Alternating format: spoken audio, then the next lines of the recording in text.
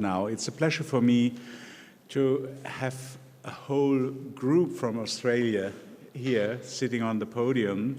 This group is composed by Robyn Miller at my right, and they will introduce themselves. Then we have Dr. Douglas Russell, he is an acquaintance of these meetings. He presented last year. We are glad to have you here again. Then we have Blanco sitting here, and Dr. David Treanor, Director of Safeguarding and Compliance, Australian Catholic Safeguarding Limited. So what is special for me, that is, there are some speakers from the private sector, that you organized safeguarding in a private way, like, for example, in some states in the US as well. And I'm very looking forward for your perspective, and the floor is yours. Thank you.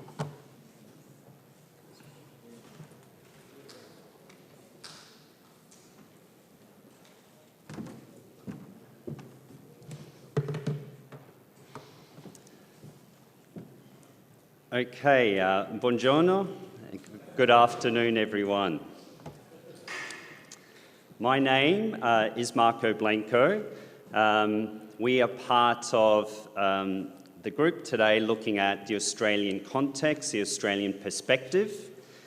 I will be speaking a bit more broadly in terms of where we are at in Australia, and then looking at a couple of very brief case studies across different types of sectors. So the organisation that I'm a part of, I'm the CEO of Child Safeguard. We're a group of child safeguarding experts, consultants, trainers and lawyers. Our mission is to help make organisations safer for children and young people. And some of our services include carrying out what we refer to as child safety audits, helping organisations design and draft policies and procedures, the delivery of child safe training, and we have a child safe certification process as well. So I have some examples of some of the organisations we work with, and there's a broad range of clients we work with. So we work with organisations affiliated to the Catholic Church, but we also work outside in different sectors. There's one organisation there that you may recognise from different parts of the world is the Sydney Opera House. So we're working with large organisations, including in performing arts, or it could be smaller organisations such as swim schools, which we'll have a look at later. So going to the Australian context, and very briefly, I thank our earlier presenters during the week in our keynotes for providing an overview of the context from the UK, Canada, Germany, different parts of the world. In Australia, we're in a very interesting situation at the moment. We went through what is referred to as the Royal Commission into institutional responses to child sexual abuse. I should acknowledge at this point that the facilitator of the session, Robyn over here, was part of the Royal Commission and helped with some of the work of the Royal Commission. Essentially, a Royal Commission is a government inquiry. David will speak a bit more about the definition of what it means. But from this government inquiry, which took place from 2013 to 2017, it has essentially led to ongoing reforms, legal reforms, best practice reforms. And one of the key findings from the Royal Commission was the establishment or implementation of what we refer to in Australia as the 10 child safe standards. Now, the 10 child safe standards are underpinned by the United Nations Convention on the Rights of the Child. They have led to civil and criminal legislation reforms, significant legal reforms, and essentially, the child safe standards are regarded as the blueprint to create a safer environment for children and young people. So very briefly, just to give an overview of what the child safe standards are, number one looks at how to create a culture of child safety. Child safety is embedded in organisational leadership, governance and culture. Number two, how do children participate? How are they empowered within organisations? Number three looks at families and communities, the importance that they are informed and involved. Number four, which we're going to touch on in a bit more detail, is equity is upheld and diversity is taken into account. Number five, people working with children are suitable and supported. So what does that mean? People are suitable. There are screening measures in place that people working with within child-related organisations are sufficiently screened so that the organisation understands that they are appropriate to work within that setting. Number six, processes to respond to complaints of child abuse are child-focused. Number seven, staff are equipped with the knowledge, skills and awareness, so the delivery of training, staff are equipped with training. Number eight looks at risk management, both in the physical environment and now, as we've learned throughout the week, online risks are becoming more prevalent. Number nine looks at continuous improvement.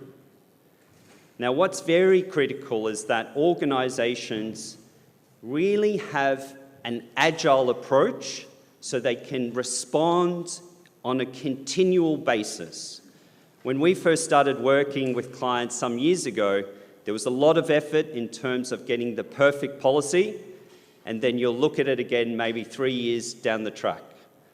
But with all the reforms that are taking place, it's really important that the policies and procedures are continuously being improved.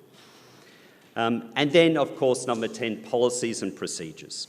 So that's a very brief overview in terms of what the research and what the law demonstrates that in Australia, these are the elements to help create a child-safe environment. Now, Standard 4 looks at more particularly catering to diverse needs. And a child-safe organisation actively recognises, respects and responds to the diverse backgrounds, identities, needs and preferences of children and families. So this would encompass children and young people with special needs with a disability. The Royal Commission looked at two other categories of the terminology used, vulnerable groups. We've discussed the usage of that term. So the three main groups: children, young people, special needs, children from and young people from culturally and linguistically diverse backgrounds, and thirdly, First Nations children and young people, so Indigenous children and young people from Australia. Now, what was found, and that it's important that there is access to information, support and complaints processes are accessible and easy to understand. Programs should be tailored to support equal participation, and it's important to facilitate specialised training for staff. Now, I'm going to touch on two very brief case studies in terms, these are examples of two different types of clients we work with. The first is an organisation called the Children First Foundation. Really an exceptional organisation. They help facilitate pre- and post-surgical care in Australia for disadvantaged children from developing countries. Now, we've worked very closely with them to ensure that they're tailoring their services to the needs of children with special needs. And so what they have in place are safe medical spaces and processes that support all diverse needs, especially children with physical disabilities. Staff receive training on disability awareness and inclusive practices, and the importance of engaging with health professionals. We heard the presentation earlier from a German perspective, the critical importance of training and engaging with health professionals, in particular in a residential care environment. The second case study is actually a swim school in Australia. And one of our clients, Advantage Aquatics, we've spent quite a bit of time with them to help design programs that are accessible to children with special needs. And so what they've done is they've adapted programs for children with special needs. They've also focused on specialised training for staff. They've incorporated diverse teaching methods with visual aids, use of sign language, and they ensure that the environment is accessible through the use of hydraulic lifts and hoists, for example. So I appreciate that's a very brief and quick overview. Thank you for your time today. I turn over to David now.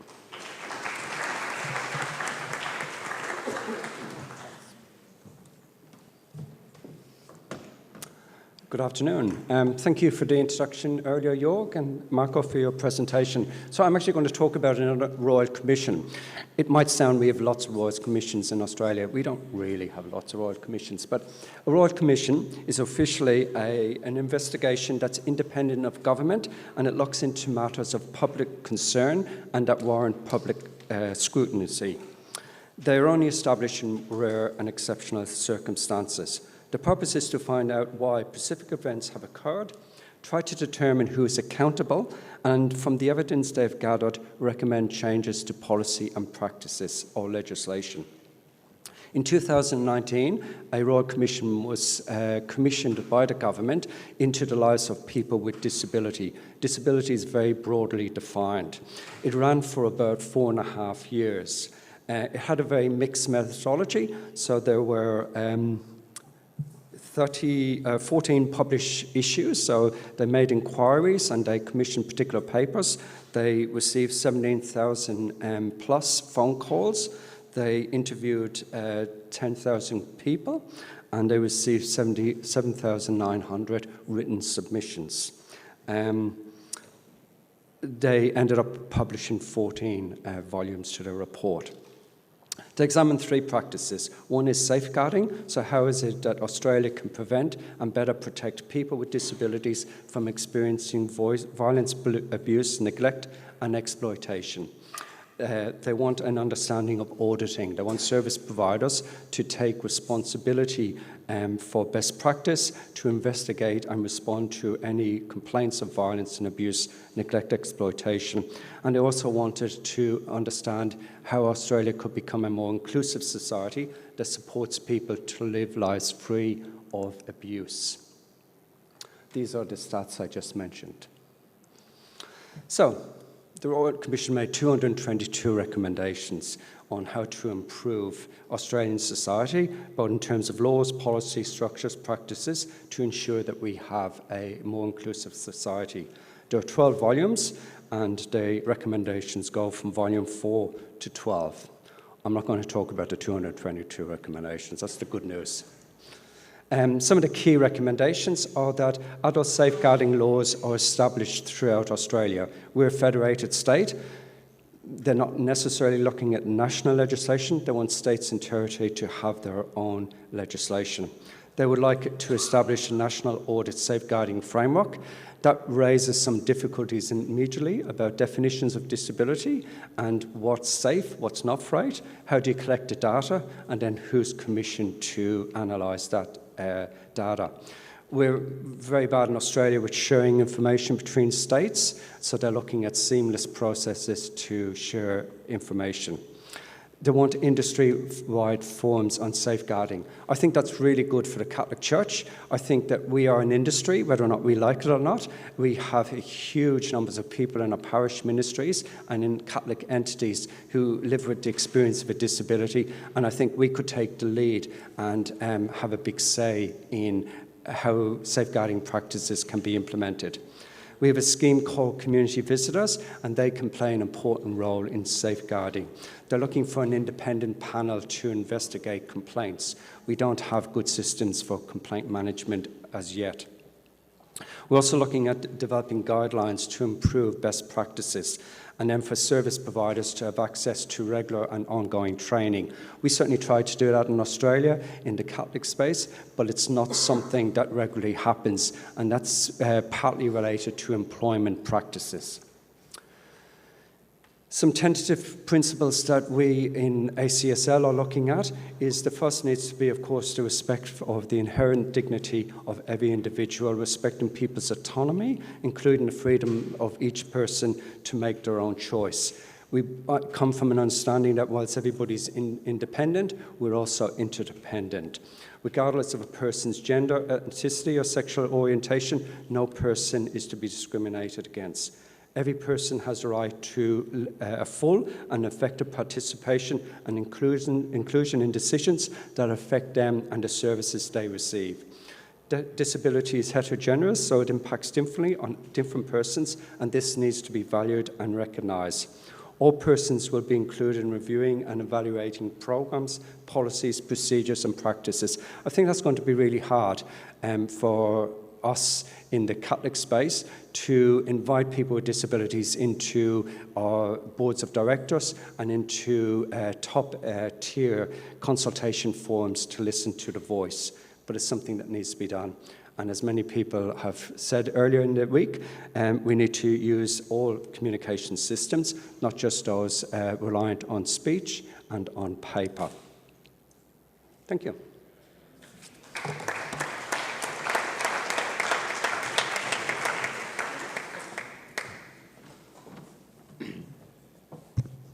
Thank you for that, Marco and David.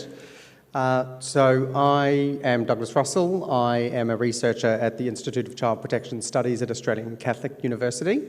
And today I'm looking to present some contemporary understandings of the ethics of preventing sexual abuse, but also the use of harmful sexual behaviours by young people with disabilities. And I know Christina touched upon this concept of people with disabilities potentially being users of harmful sexual behaviour, or essentially being the abuser.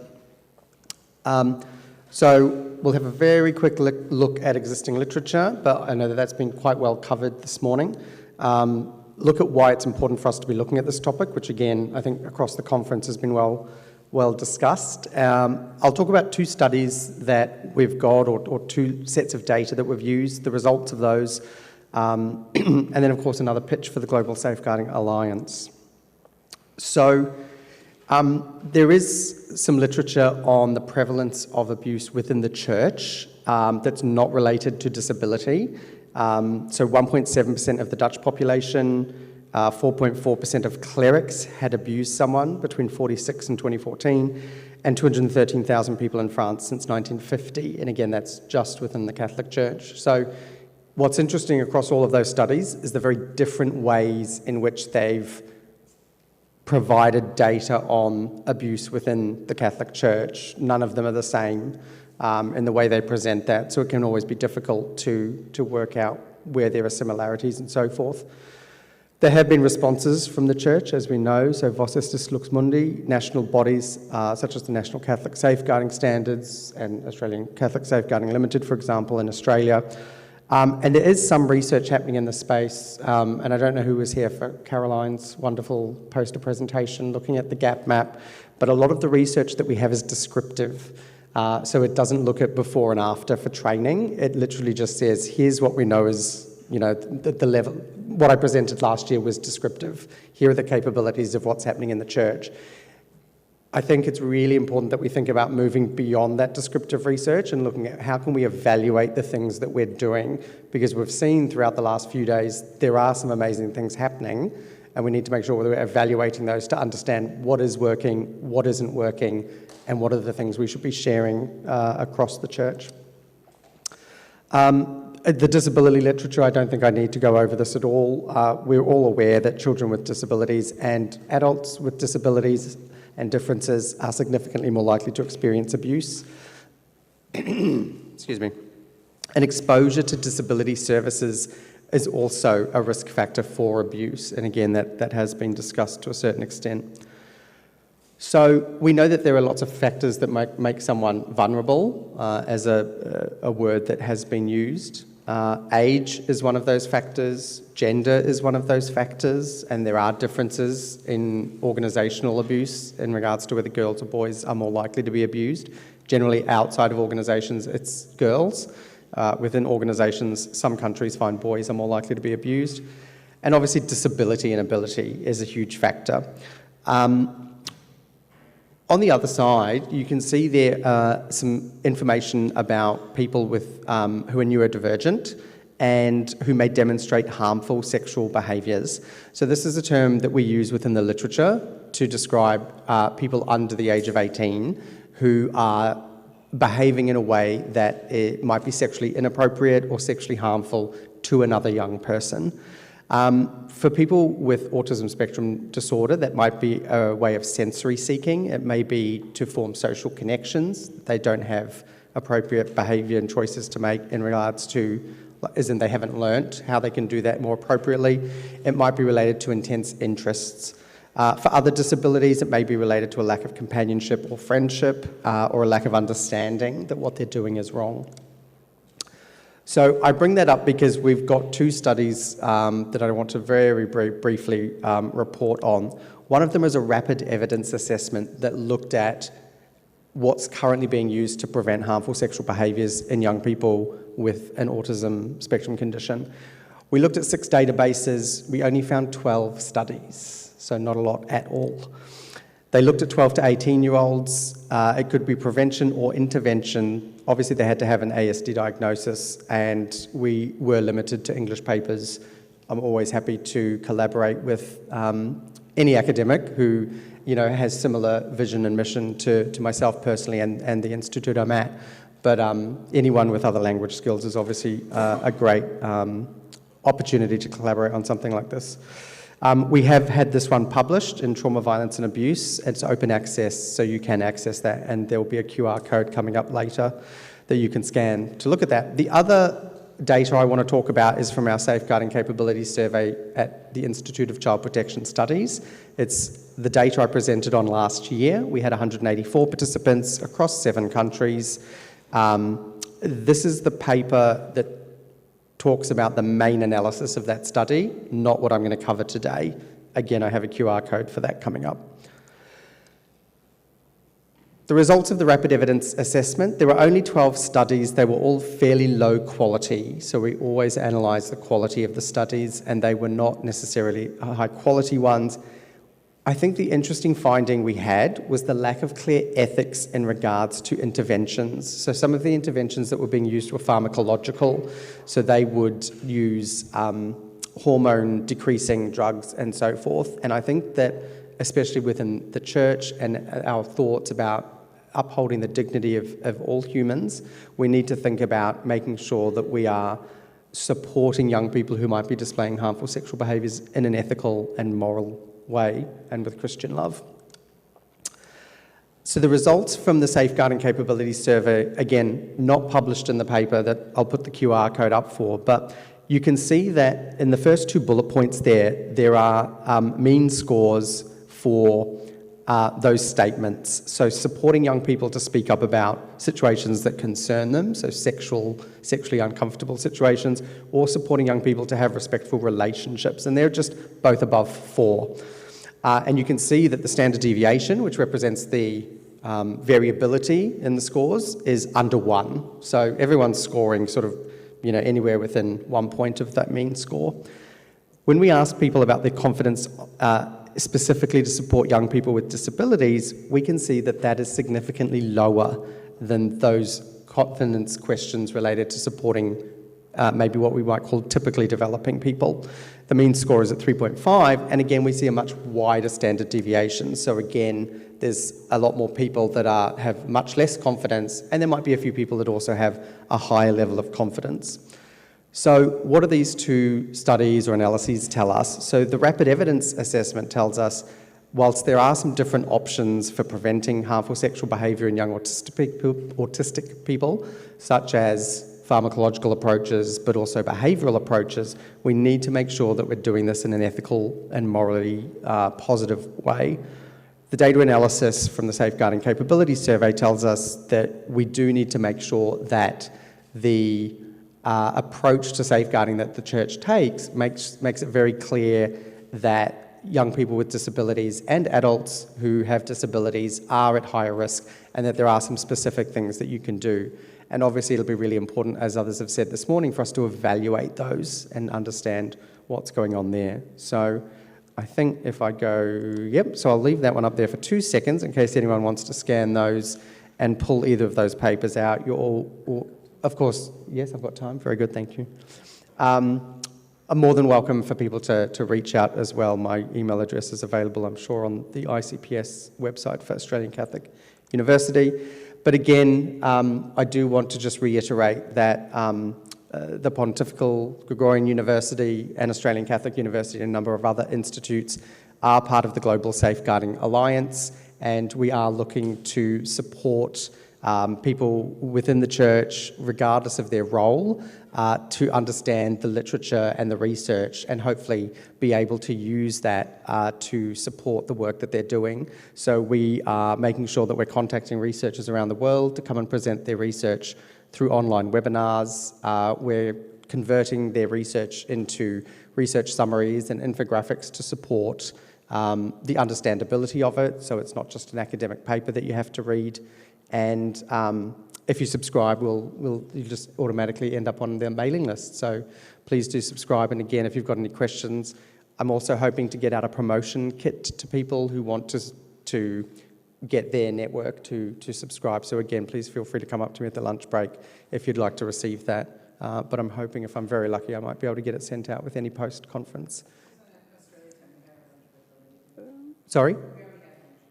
Yeah, where are we having lunch? Oh, that's a good point. Yes, that's a very good point. And that's me, so thank you very much, everyone.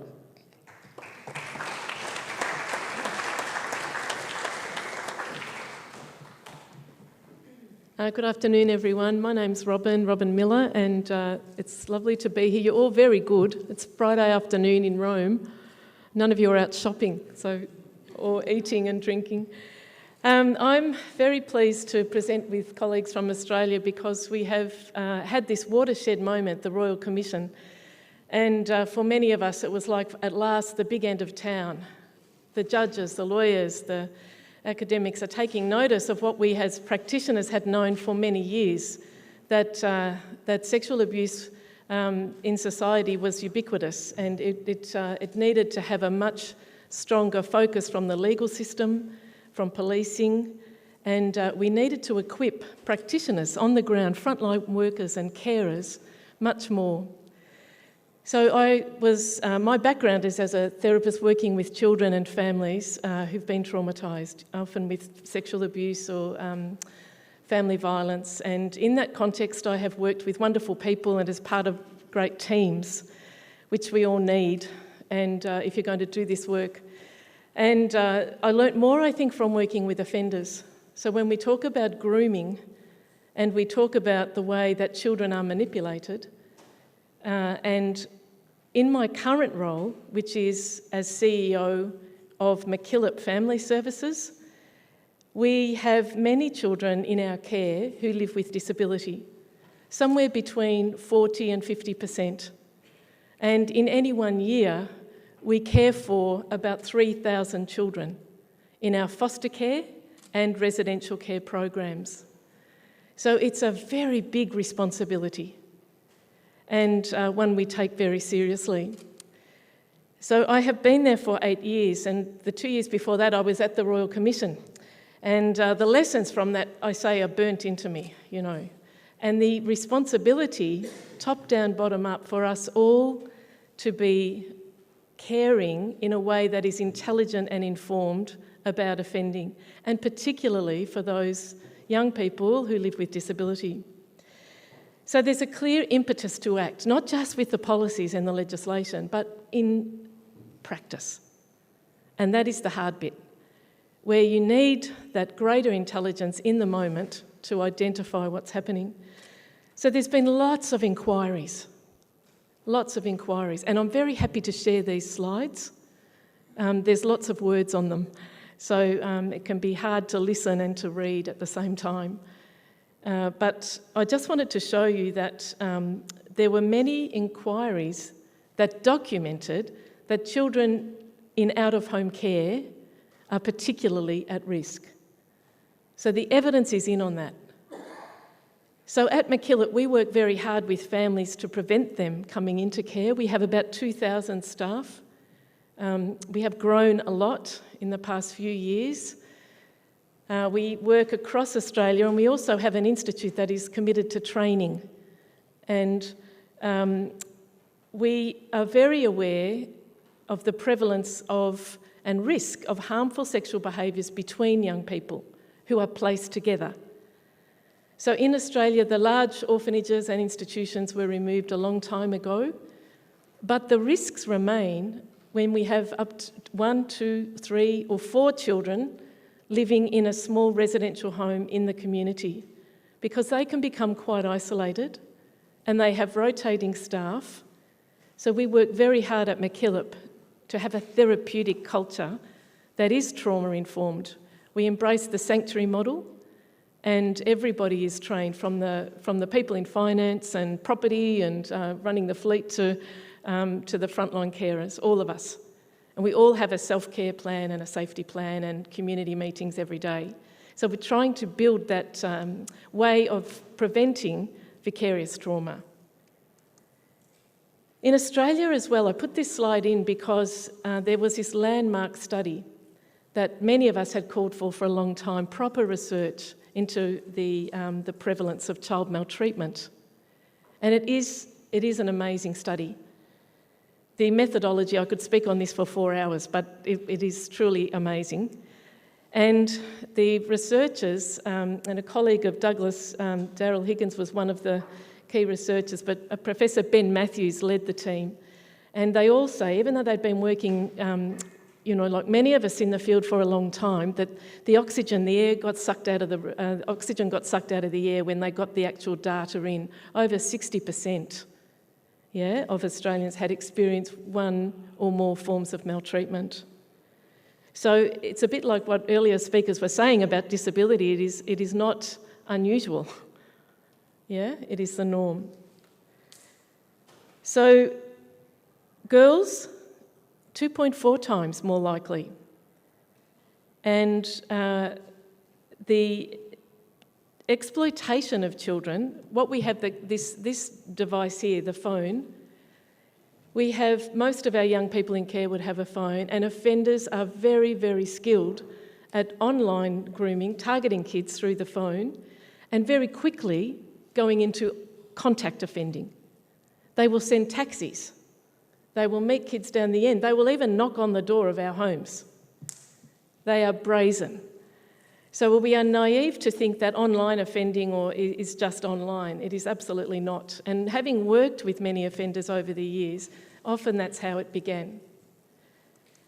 So this was a first study that we did at MacKillop when I was trying to say to the department, we need more money, we need more resource, particularly for those children who come in, 80% of them have a diagnosed mental health issue. Currently, it's 49% live with some form of disability. The most common is neurodivergence, about 30% of our young people. Tonight, at MacKillop, just our one little agency in Australia, we have about 220 young people. A third of them will have a diagnosis of ASD. So we need to have very skilled practice in the way we're caring for them. Before they walk through our door, 43% had experienced child sexual exploitation at the time of or prior to their current placement. Now that should be front page of the paper That is a shocking statistic. And also of great risk for partner violence, gender-based violence. So what we did, you can imagine my anxiety was through the roof, this terrible responsibility. Knowing the facts of the vulnerability was to, and as a faith-based organisation, historically, the Royal Commission had documented many former residents of MacKillop homes being subject to abuse. So we partnered with the University of Melbourne, and I want to acknowledge Professor Kathy Humphries and Dr. Gemma McGibbon. And together we cooked it up, this program that we called Power to Kids. And initially we called it Respecting Sexual Safety. And one of the kids told us, Robyn, that's the worst, and he said it in very colourful language that it would make a sailor blush. That's the worst name I've ever heard. No one talks like that. And he'd been exploited. He was about 14, and he talked about how this fella made him feel special, took him to the football, became his friend. It was a long time before he touched him inappropriately. He would also give him alcohol, introduced him to some drugs, and he felt very responsible for the feelings of the offender, a pattern only too common and that many of you know very well. And he talked about being tricked. And the word tricked is one I use a lot as a practitioner, that kids get tricked, that the kids are smart, but these blokes trick them. And they're con artists. And before long, he felt entrapped. And then he felt ashamed and he felt weird and all of those reasons that get in the way of disclosure. So what we talked about was the power, that this guy had the power. And when he was drugged and when he was so dependent on him emotionally and manipulated, that he lost his power. So that notion of power to kids became the title of this program. And it was turning it around. So I won't labour all these points, but basically on the ground experience is that frequently we talk about the dangerous lover boy, where kids feel like they're going out to a party and, all of a sudden they're sort of ensnared into this sort of situation, and then they're being asked to get one of their other friends to come along as well. So this grooming between kids happens. And we know that they're very confused about what's a healthy relationship, etc. So this entrapment means that we need to get much more partnership happening with police, because kids will frequently refuse to give a sworn statement. Some of them are injured, they're missing from placement, and that's the red flag around sexual exploitation. And frequently in child protection, that was minimised. So that was seen as something resi kids do, or sexual experimentation, rather than these are traumatised young people in our care. We are the responsible adults, and they are being abused on our watch, night after night, day after day. So we said that these forms of harm actually often go together. And the critique was, for your frontline carer, you might do one program on this, one program on that, respectful relationships, another one. But actually, these three forms of abuse actually go together. That frequently kids who have been exploited will then be acting that out on other kids. So I'll just go back to that one. The program Power to Kids targets all three forms: harmful sexual behaviours, the violent relationships, and the child sexual exploitation. So it's based on a rights format, that children have a right to be protected and to participate, to have a voice. Public parents or government-run or church-run institutions are woefully, traditionally, very inadequate around sex education, and kids are getting it through pornography on these phones. So even children who can't read or write are very good at getting onto and the visual images. We talked about Sheila on the first day. The Baroness talked about the impact of visual images and pictures. And having worked with many young people who act out with harmful sexual behaviours, the pornography and curiosity and then acting it out on other kids, was how it started. So we're naive if we don't understand. We have to be much better equipped. But it's a bit like poison ball. I don't know if you have that game in Europe, but in Australia, you know, we pass the ball, you don't want to catch it. Everybody thinks it's somebody else's job. The carer, the caseworker, the therapist, yeah?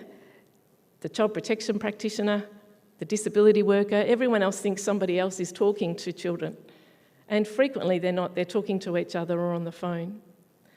So we talk a lot about how do we talk about sex and relationships in a sensitive way and that's trauma-informed. We target these 3 prevention strategies, and that means you've got to talk about, in a proactive way, human development, sexuality, relationships, what does it mean, gender diversity, and we've got to train our staff to identify what the risks are and to jump on it quickly and escalate it. The third one is how we respond. Now, you might be doing all that in one day with each child, yeah? So it's not like a linear process, it's constantly evolving. But those 10 topics are what we train all our carers, all our staff in. What we did was evaluate this. It was found to be very successful. One of the key strategies we taught was brave conversations. Yeah? Encouraging staff that they don't have to have all the answers, but they can take the initiative, keep the conversation going, and finding out together. So we have little things called the CARE model, the TALK model, the YARN model. In Australia, 45% of our children in out-of-home care are Aboriginal or Torres Strait Islander. It is a shocking national shame. Yeah? So to make everything we do culturally safe for Aboriginal children is so important. So what we've found, and we did get some money through the evaluation that was successful, we obtained some funding to offer this training, and free of charge. It was through one of the banks, and Westpac Bank, acknowledging them, but we actually were funded for 3 years to offer this to other agencies, which we've done nationally, and we've trained about 50 other organisations, and that's growing now. So what the carers and the staff have told us is that it's very practical, and it gives them confidence and they're given permission to talk about the difficult things. And what we've found was that children at MacKillop, this is just one of many things we're doing. It's the way we induct, as Marco said, the way we train, keeping hold of all those standards. But one thing is that we have seen we've halved the missing from placement, and we track very carefully the progress of all the kids. And that sexual exploitation risk, the number of young people, we've halved that. But is it okay? Absolutely not. And we're all still learning. The one other thing I wanted to say, in Australia, we've actually got a partnership with, and I think we've got 18 partners in a research council grant, an ARC linkage grant it's called, and that's with child protection, police and ourselves, who are much more connected as a system to interrupt the offending, and that's what we've got to do more of. So thank you very much. Lovely to be with you, and thank you for your attention.